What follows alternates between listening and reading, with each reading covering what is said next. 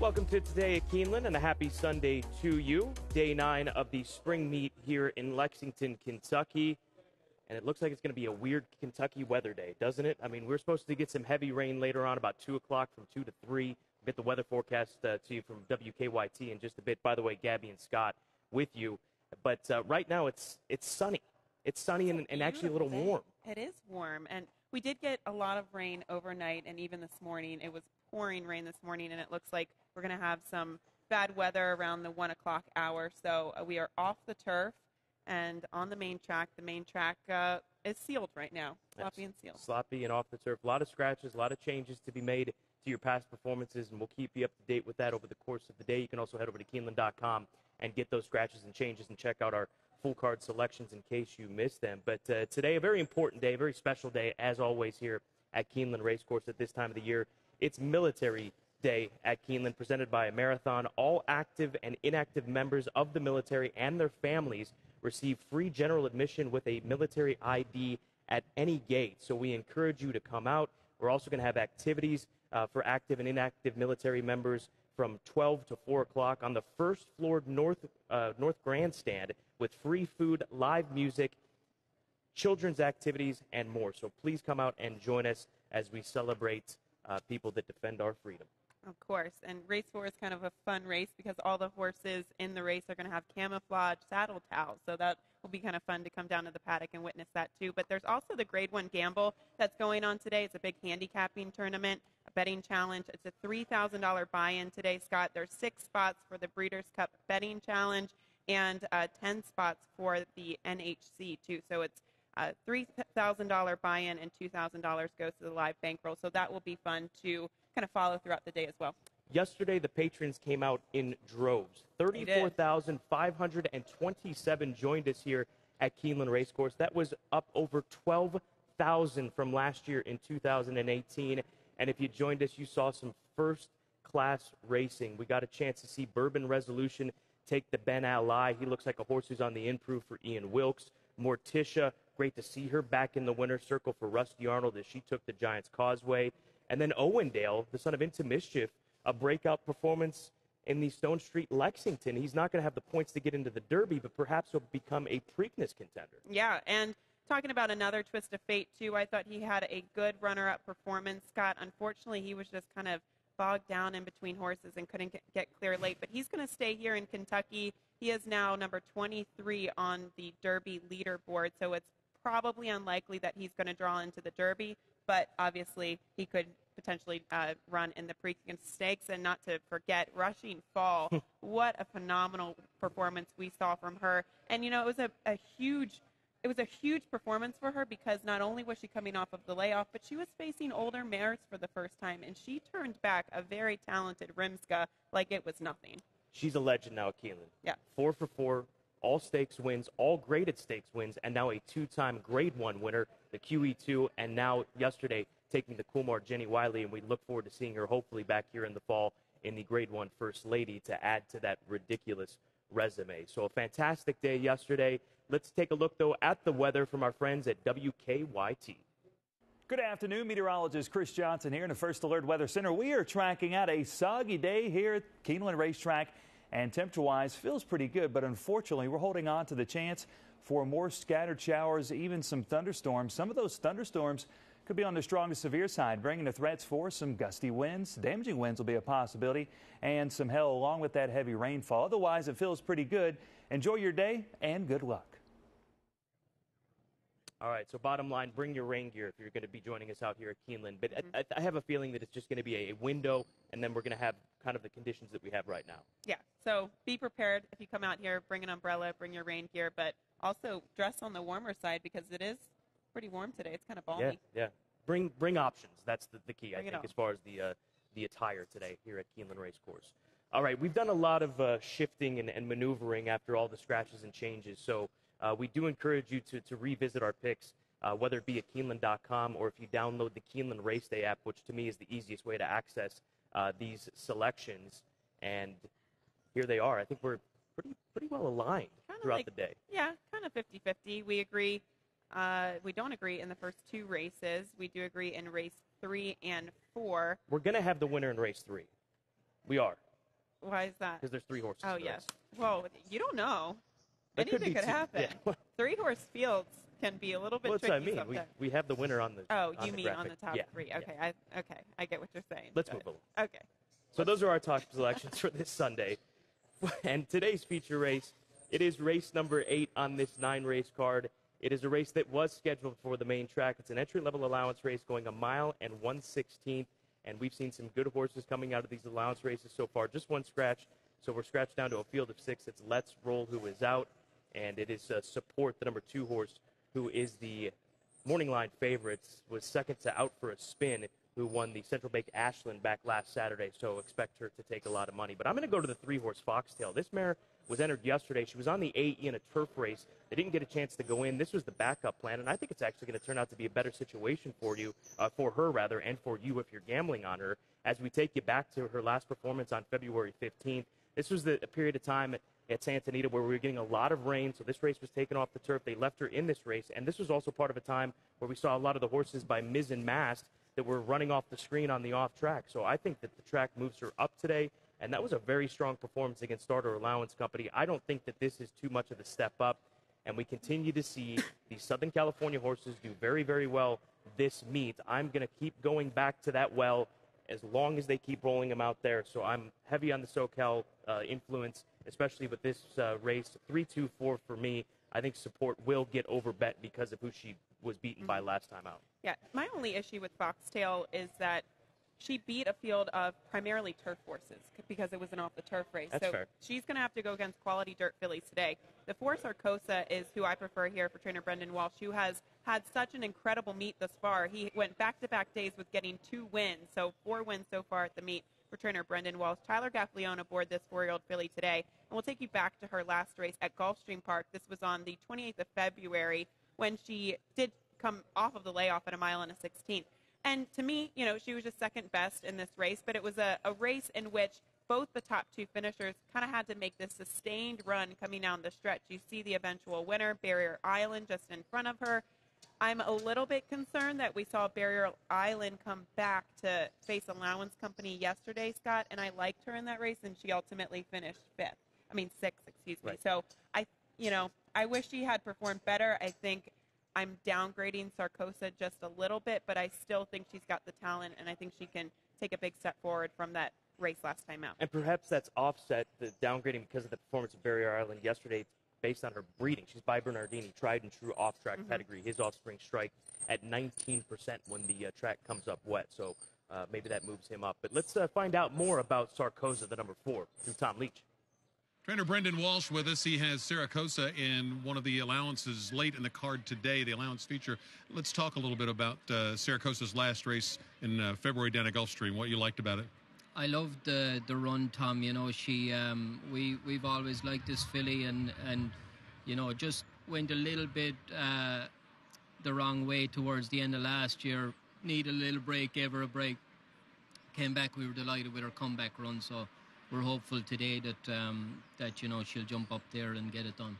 She's had 2 works locally. How have those gone? Yeah, very good. She seems to like this track. She ran very well here last year, and I think that will all be in her favour. What's the upside left for her, do you think? I think she's pretty nice. She's a Bernardini, Medagliadoro mare. They're normally slow maturing. And I think I think she can turn into a pretty nice filly as we go along the way. Good luck with her. Thanks, Tom. Brendan Walsh has Ceremonial in the allowance feature today on the Sunday card. So that's race number 8. That is our feature, as Tom referenced. Time now to dive into our analysis of key races in which Gabby and I handpicked from today's card. And Gabby, you're going to take us to race number 5, where there are several scratches, 1, 2, 6, 7, 11, 12, 13, and 14, all withdrawn. Yeah, I did some rearranging here, but I wanted to highlight race 5. This was originally carded for the turf at the distance of 1 mile. A maiden special weight event will run on the main track at 1 mile. So I wanted to point out the number 8 rearrange. This is a first-time starter coming out of the Vicki Oliver barn, and I just love the pedigree that this horse does have. She's a 3-year-old filly by Spikestown, who we'll show you here is 21% with his progeny winning on a wet track. We've seen Spikestowns, they can win on anything. They can win on fast track, sloppy track, turf, anything, any kind of distance. So I love the pedigree that she showcases on the top side, but on the bottom side as well. There have not been any foals to race as of today, except her. She will be the first runner for the mare. But the mare is Flash Forward, who is Grade 2 place. She actually finished second in the Grade 2 top flight. She made upwards of $260,000 on the dirt, and she indeed broke her maiden in the slop. So not only does the bottom side of this family have tremendous dirt pedigree, but also wet track pedigree on both the top side and the bottom side. So I really like her. I think you're going to be able to get a price. I think she'll get lost in the betting. Chikara will probably be the favorite in there, and then you have to consider some of the horses who've drawn off the also eligible, including the 15 Encanta for John Sadler. But I just thought she had a very promising pedigree for the conditions today. If you see Spites down, you're going to see a lot of Candy Ride. Candy Rides do very well on the off track as well. Hard Spun's another one you heard about, Bernardini. So those are some stallions, and we'll point them out to you over the course of the day as well on the simulcast show if you're out here with us at Keeneland. I'm going to take you to the next race number 6. And race number 6 does start the late pick 4. Just scratch out the outside horse, Ocean Monarch. I'm leaning on the SoCal Invader. That's the one, Lontani, previously with Bob Baffert.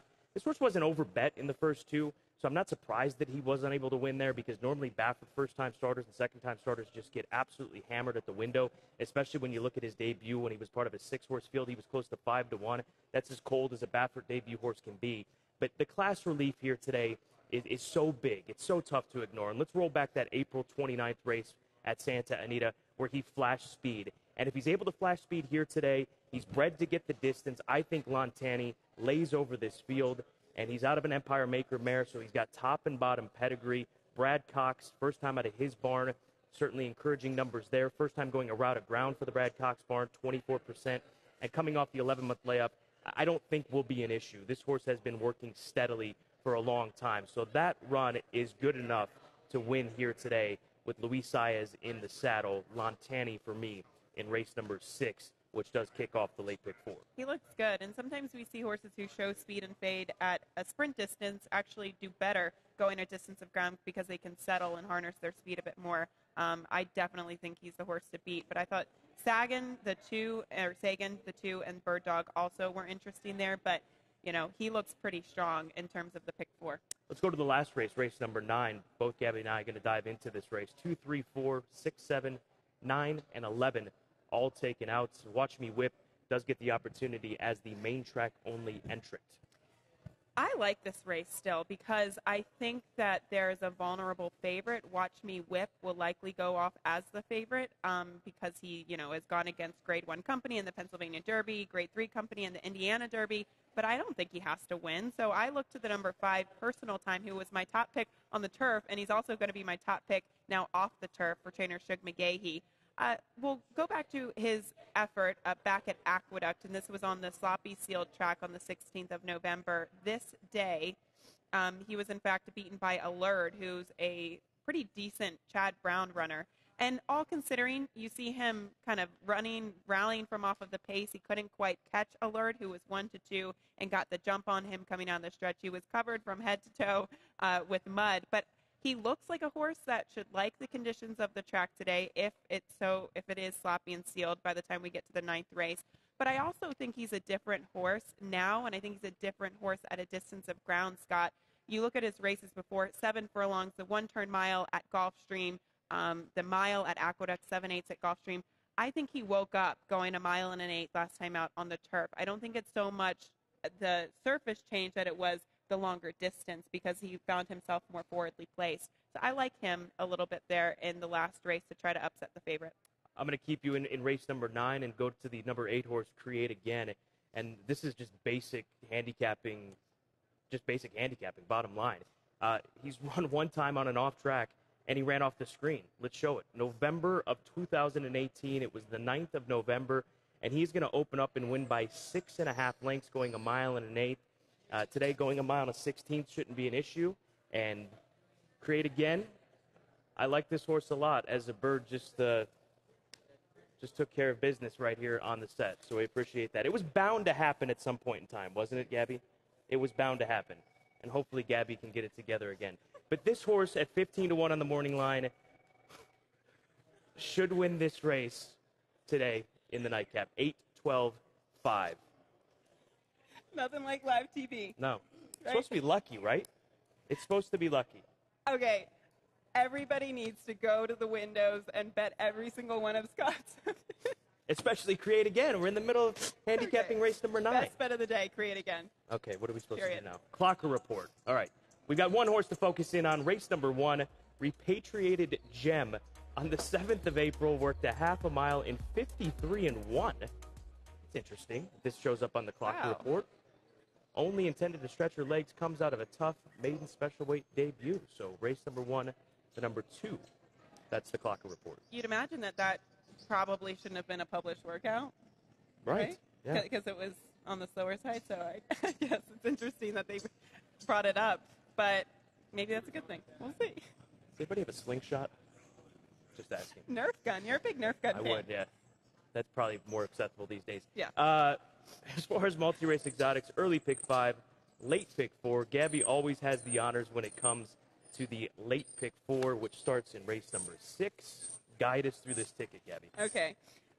Race 6, as you mentioned, kicks it off. I didn't want to invest too much money in the pick 4 just because there could be some long shots that come through, or it could be very, very formful, Scott. So, again, not investing too much money, but in race 6, we're going to start with Lontani, the Brad Cox runner there, stretching out off of the layoff with the 2. Sagan, who had a treble trip for Rusty Arnold. I like the stretch out and distance for him. And then the 3 Bird Dog, who's coming out of 2 very, very tough maiden special weights. Look at the running lines. Harvey Wallbanger and Hidden Scroll, 2 horses who competed in the Derby preps down in South Florida over the course of the winter.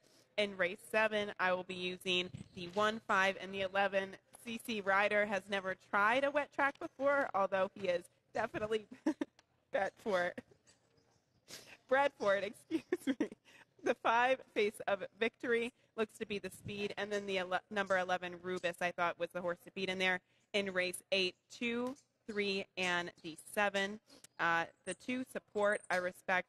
The 3, Foxtail, and then the outside runner, the number 7. As we get to the 9th race, just the 5 and the 8 for me. Personal Time, a horse that we just mentioned, and Scott's play in there, the 8, Create Again. He looks to maybe wire the field there. So $27 is my ticket for the late pick 4. I'm going to go 3 deep in each of these races, spend a little bit more money, and I'll start in race number 6 with Lontani. We talked about him. Bird Dog, we agree there. And then Saintly Samurai, I think that he's got a big race in him with the drop in class, stretching back out and adding blinkers. As far as race number 7, 1, 5, and 11, CC Rider, another one that we agree upon. It's son of Candy Ride. There's that pedigree on and off track.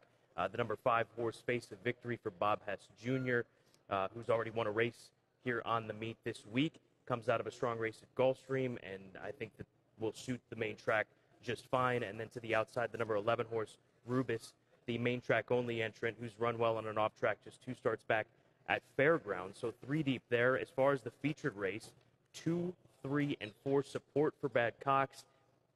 I said this horse will get overbet. I think that that's the case, but I don't know that you want to try to leave her off of your ticket given what Out for a Spin was able to do in the Central Bank Ashland and punch her ticket now to the Kentucky Yoke. So she is a must-use. And here's another pedigree that comes through on the off-track. She is a daughter of Arch, so watch out for her. The number 3 horse, Foxtail for Sadler, talked about her. I liked her last race. And Sadler, his horses have been very, very live, including taking a stakes race this week here at Keeneland. And then Saracosa, the horse that I think everybody's on as well. I think everybody's pretty much locked into 2, 3, and 4 in that 8th event. And then race number 9, the nightcap, an A other than allowance race. I'll go 5, 8, and 12, the number 5 horse in this spot. Personal Time, son of Malibu Moon, 17% winners on and off track, and has run well on the off track in the past. Create Again, talked about him. And then the number 12 horse, Watch Me Whip. I think he's just not panned out. I haven't had a thought on Watch Me Whip, but I'm not going to leave the MTO off my ticket. Here's another pedigree, Smart Strike, very good on the off track. But, in his debut, he was so good. And then I think that they just put him in the deep end of the pool too quickly. Let's keep it together. We've got like 5 minutes, Gabby. I know. Can you do it? Wind, rain, birds, off the track. What's next? What is next? Who knows? So, yeah, those are our pick 4 plays. There you have it here today at Keeneland. As far as our best angles of the day, Gabby's going to take us to race number 2, a 40 claimer. I love this race because I don't trust the favorite, and the favorite is 7-5, Bold Profit for Brad Cox under Luis Saez. The reason why I don't like this favorite is that he only has 2 wins in the win column out of 17 starts. He's got 6 seconds, 4 thirds. This is a horse just does not deliver when he needs to. He was a beaten favorite last time out after having a perfect trip. Look, he might face the right field today. He's dropping for Brad Coxon for the $40,000 level, but I can't trust him. So I go to the number 6, Dream Zapper here for Matt Scherer. We'll take you back to last June, the 30th of June at Churchill, where he faced open $50,000 claimers, and he got the win here. Now, this was under the care of Ian Wilkes. Matt Scherer, he only has 1 start with this horse, and that was last time out. I thought it was a vote of confidence that he stepped him up to the allowance level. He got bet down to 3-1 last time out against Allowance Company. Now he wheels back. That race was on the 5th of April. He wheels back. Adam Beschizza, who was aboard last time out, stays, and now he's dropping for $40,000. So it's kind of dissecting or trying to get into the mind of the trainer and dissecting, why they decide to do this type of move. Obviously, the horse is doing well. He was probably just outclassed. They wheel him back around. He's got wet track pedigree by Ghost Zapper. So I'll take a shot to beat the favorite. I'm going to take you to race number 4 for my best angle. This is a maiden $100,000 claimer for 3 and up, going 3/4 of a mile. So horses trying to find their friends. Go ahead and scratch out the number 4 in this spot, as well as the 2 Commanding Chief. Jumping through hoops, another Southern California invader. Trust me, I'm not this biased normally, but these horses are going to be live today.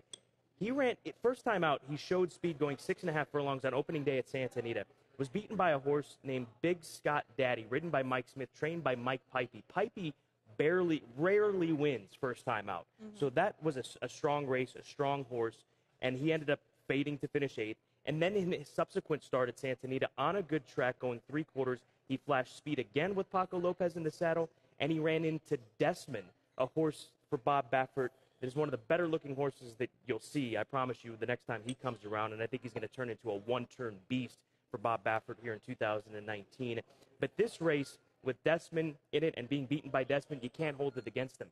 This is a big-time drop-down in class. Let's roll that January 19th race for Jumping Through Hoops, where he did flash speed, and he's right up there with Desmond. That's Desmond in the Sheikh Khalifa silks, who's going to draw off and win this race by 7.5 lengths. And Jumping Through Hoops, yeah, it looks bad that he fades, but this group is a far cry from the group that he faced at Santa Anita back on the 19th of January. And like I said, it's the same thing as far as opening day, and we got our man Javier Castellano in the saddle. And speaking of Javier, I want to correct something that I misspoke about yesterday. We talked about yesterday after he won the Grade 1 Coolmore Jenny Wiley that he had tied the record for most stakes wins on the meet. We actually did a little bit more research, and he's yet to tie the record. That we actually found a rider that had 7 wins Jerry Bailey during a meet, Jerry Bailey. So he still has 3 more stakes races to go ahead and tie Jerry or go past Jerry Bailey. So just a quick correction, Javier. But bottom line, regardless, what a feat.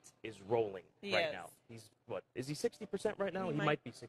He might be. I didn't check I know he's 54% going into yesterday's program, and he had a couple winners yesterday. So needless to say, I mean, the man is just absolutely on fire. He certainly is. And Rushing Fall, just to touch on that again, she was so dynamite yesterday. And I watched the race back, had a chance to watch it a few times. I didn't realize that she actually kicked on a little bit from Rimska late in that race. The one thing, I love watching her run, especially the Grade 1 Jenny Wiley yesterday. Go back and watch the replay. She just looks like such a happy horse. She's on the backstretch. Her ears are forward. She looks like she's absolutely loving what she's doing. And then she hears this cavalry charge. Rimska running, the 7 Get Stormy, I think, was rallying off of the pace. And her ears pinned back, and she just lowered herself and kept on going. I mean, that is a true definition of a racehorse. She loves to run. Should we sell out Bob Edwards, E5 Racing? Yeah, I think we need to. He was in the director's room after, and he's trying to start a new tradition, the Giant Jenny Wiley Trophy. They drank beer out of it in the director's room. They drank beer out of it. Yeah. And they had a great time in the director's room. There's photo evidence, too. There is. I think Cassie Edwards, his daughter, might have posted it on social media somewhere. So Yeah, Bob, he did that, and he said he just likes to break the rules from time to time. Well, why not? Look, he's How got about some the runners. success that E5 has had so far in the game? Silly. New Money, Honey, Good Magic, Rushing Fall. I mean, they've just had so much success so far in the game. And it's just going to continue. Like I said, we'll hopefully see her back. I think it's almost a certainty. If everything goes right, we'll see her back here in the fall against Grade 1 Company. Speaking of Rushing Fall. All right, Tom Leach's pick of the day. He's going to take you midway through the card to race number 5 and focus in on the number 4 horse, She's Proud. 8-1 on the morning line. Trainer Mark Cassey, 18% with maidens making a second start and beat half of the field in debut after the bad start. And so our man Tom Leach, he had a 6-1 winner earlier this week, so you've got to pay attention to these prices that Tom is handing out here on Today at Keeneland. And that was originally carded for the turf, but she stays in. So I think that's definitely encouraging there for Mark Cassey. So just to recap, off the turf, sloppy, a lot of scratches and changes. I think we have some strong opinions, some strong pedigree plays. Grab a sip. Go for it. Happy Sunday to you. It is Military Day at Keeneland, presented by Marathon. Active and inactive military members and their families will receive free general admission with a military ID at the gate. And head to the first floor, North Grandstand, from noon to 4 o'clock. There'll be free food for active and inactive military members, live music, and children's activities, and more. We made it through. For Gabby, Tom, I'm Scott. Thanks for joining us this Sunday on Today at Keeneland.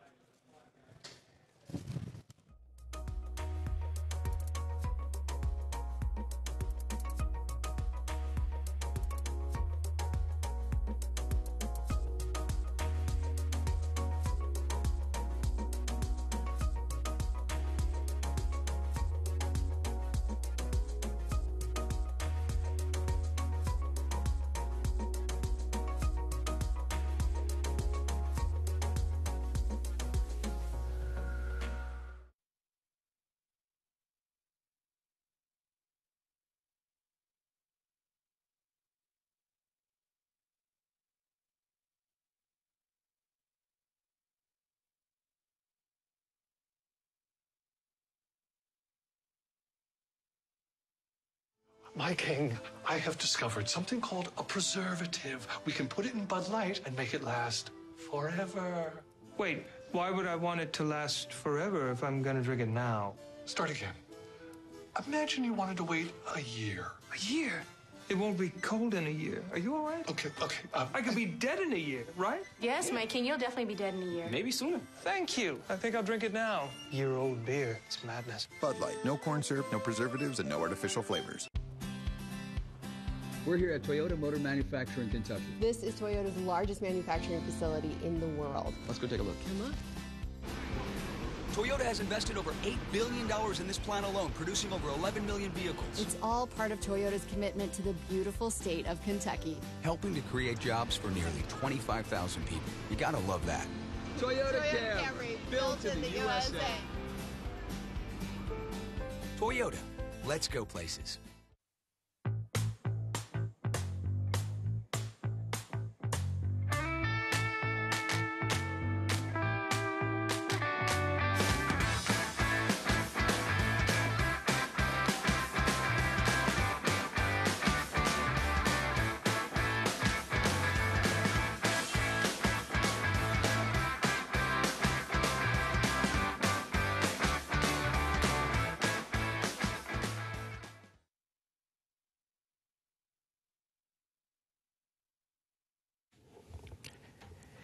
Ladies and gentlemen, today Keeneland is proud to honor the men, women, and family members of the armed forces with Military Day at the races, presented by Marathon.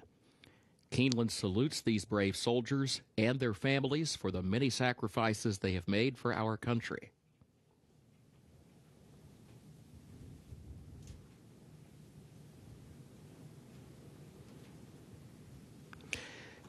Keeneland is delighted to welcome Lieutenant Colonel April Brown to the paddock.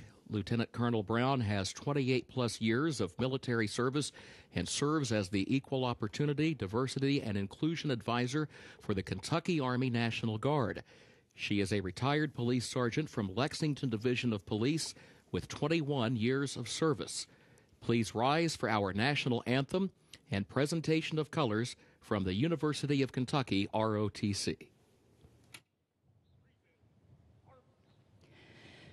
Oh, say, can you see by the dawn's early light what so proudly we hailed at the twilight's last gleaming, whose broad stripes and bright stars through the perilous fight o'er the ramparts we watched were so gallantly streaming, and the rocket's red glare, the bombs bursting in air, gave proof through the night that our flag was still there.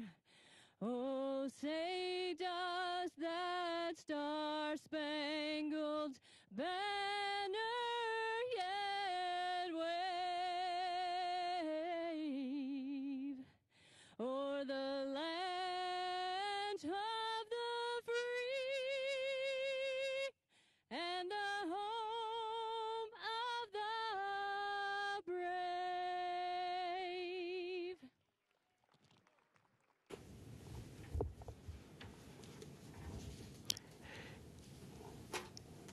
Keeneland extends a warm welcome to all the men, women, and families of the armed forces joining us today for Military Day at the Races, presented by Marathon.